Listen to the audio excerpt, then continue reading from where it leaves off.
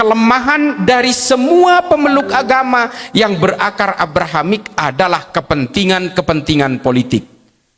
Apakah orang Kristen juga tidak mengalami ini? Mengalami ini. Orang Kristen terlibat perang 30 tahun di Eropa dan membunuh 8.320.000 orang Kristen. Dan kemudian Kristen membelah menjadi Katolik dan Protestan. Karena persoalan apa? Hegemoni politik.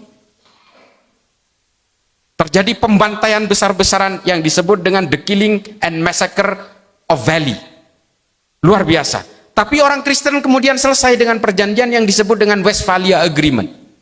Dan kemudian diratifikasi dalam Peace of Prague di Cekoslovakia. Selesai mereka. Apakah orang Hindu juga tidak mengalami ini? Mengalami ini. Ditulis oleh Chan Hukum dalam The Medieval Centuries of Hinduism. Ditulis tuntas bahwa orang Hindu juga mengalami perpecahan-perpecahan politik yang kemudian menjadi akar Bharatiya Janata hari ini juga karena persoalan-persoalan politik, dan itu terwariskan hingga hari ini.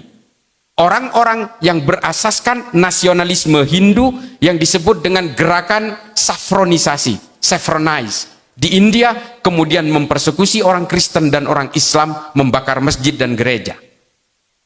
Belakangan ini ada pendeta dari Hindu garis keras juga mengancam akan menyerbu Mekah. Apakah Buddha juga tidak terbebas dari ini? Tidak terbebas juga dari sini.